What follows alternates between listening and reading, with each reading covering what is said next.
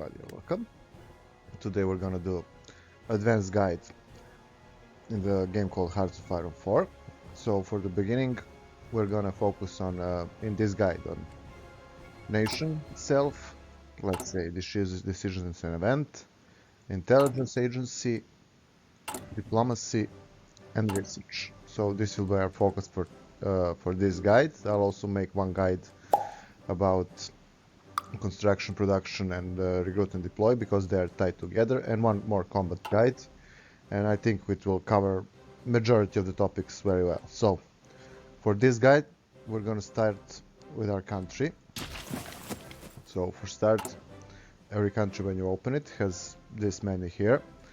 It can be different depending whether you are a fascist, you are a democrat, or you are a kingdom, whatever your government is, you will have elections or no.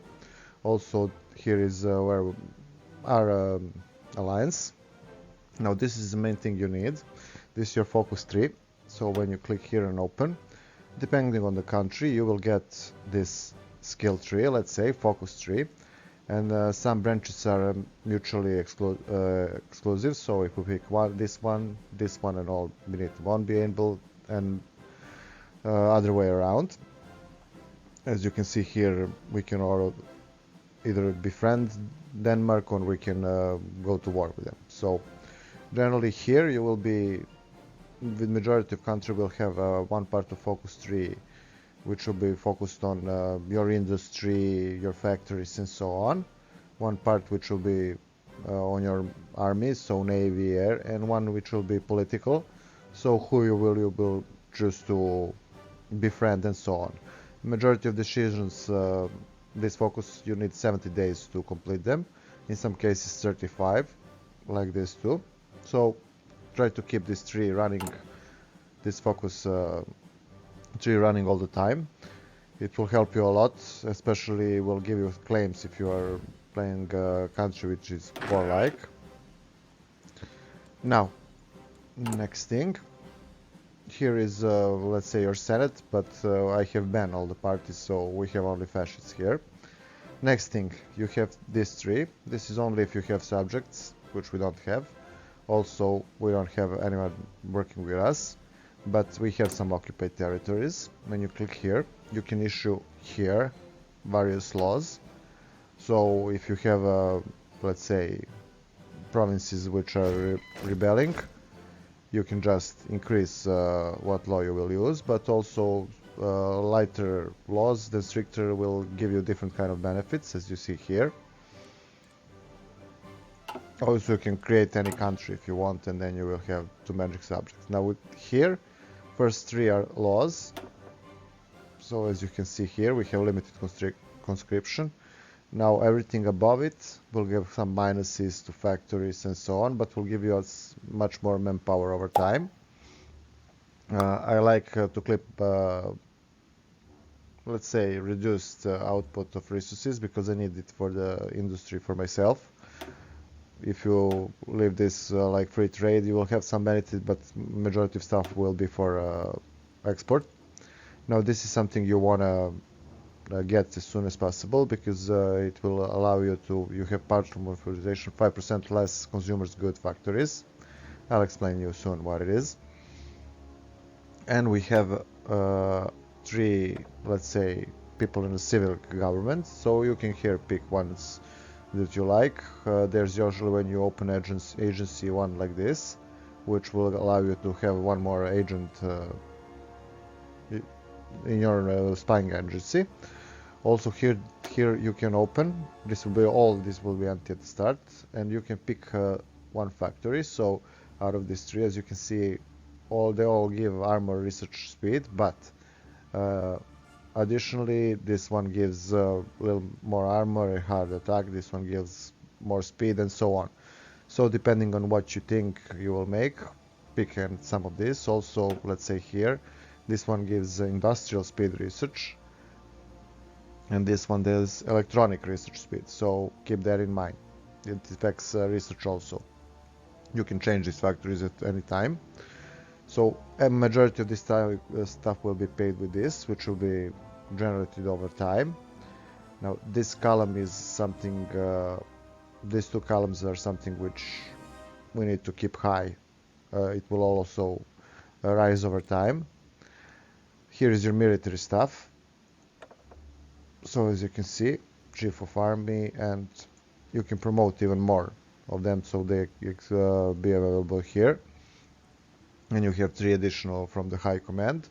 So every one of them gives some bonuses. As you can see here, this one gives infantry attack speed. This one is good with the Germany at the start, so he reduces our division training time by 10%, and when we go to war I switch him, let's say, with this guy, which will give us division attack 10%. Now that you have finished the first page, so this is generally all about our country and government. These are some permanent bonuses. Second thing we want to do is decisions and events. So here, as you can see here, this is the timer. When it runs up, I will have decision. You can influence different things here. All you have to do is pay it like this. As you can see, it will raise the stability over time, but it will lose our factory output, which I don't like at all. So generally, here can be, depending what country you play, there can be a lot of things here. As you can see, you can ban let's say this we want to do, and we will get fascism support, and so on and so on. So this is a relatively minor page. You will open it from time to time. Now we have an agency. Now agency is divided in, let's say, 3 parts. So we have this here. When you click, you can this will be locked at the beginning, so you have to research it. You just click and it will start to use it, but it will use this number of civilian factories while upgrading. Everything from here brings something, so you can read. It is pretty straightforward for majority of stuff. And this here will allow you to spy on different kind of so civilian sector, army, naval, and so on. You can steal blueprints with this. You can use, I will show you in a minute, different kind of things.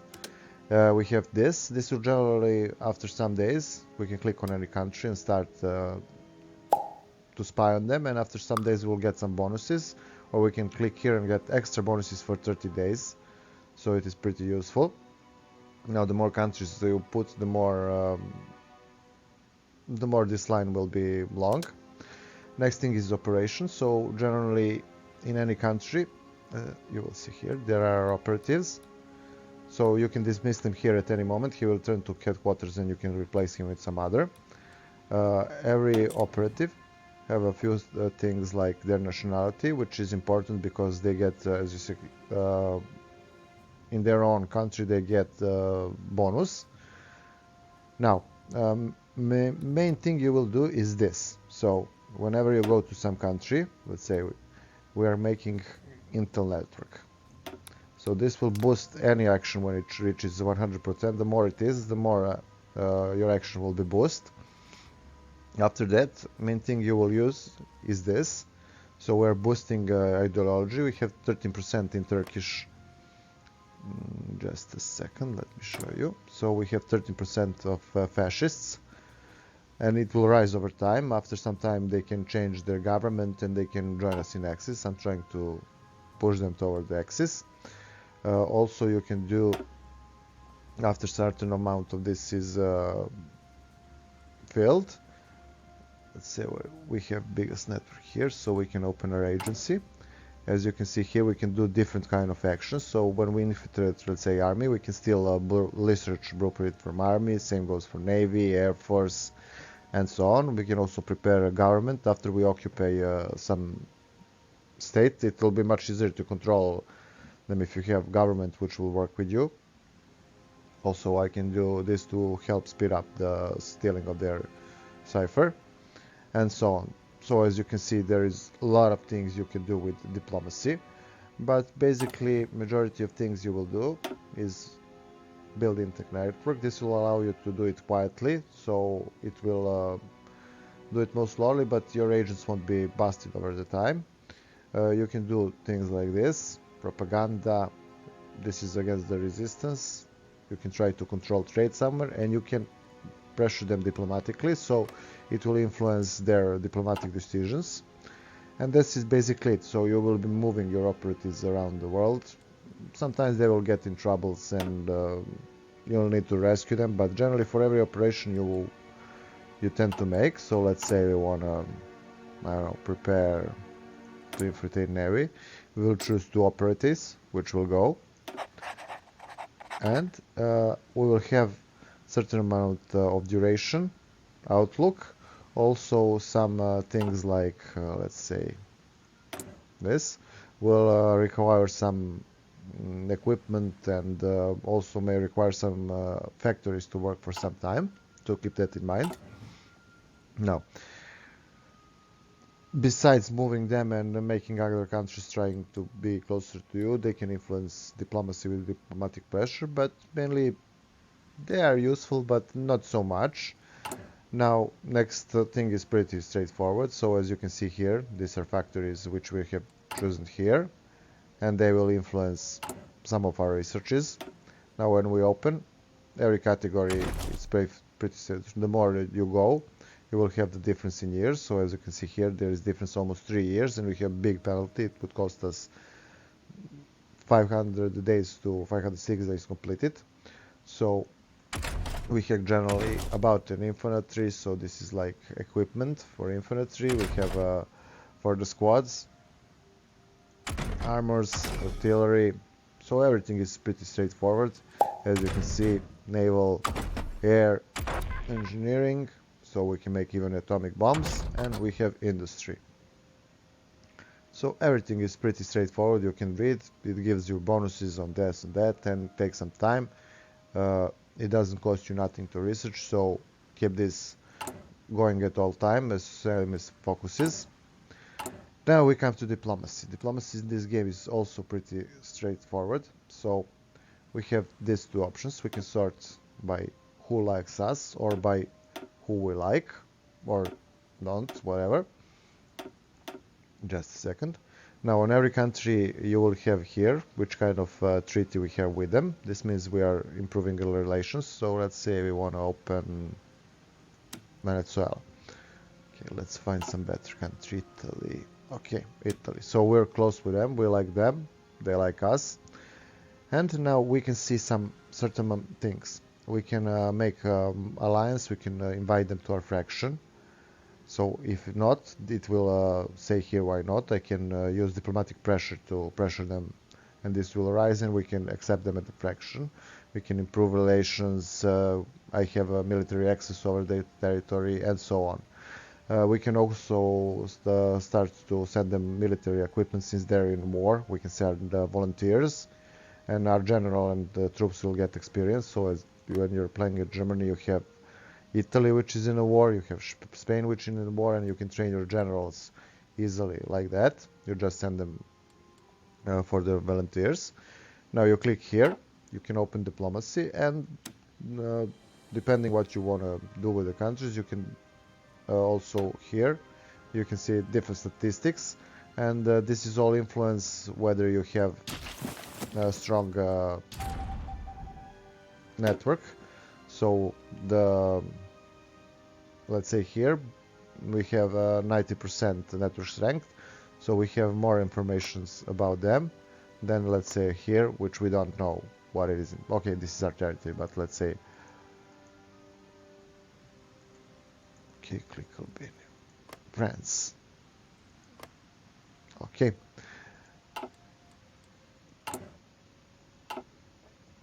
So basically this is it about the first part. And so this is generally how to run your country.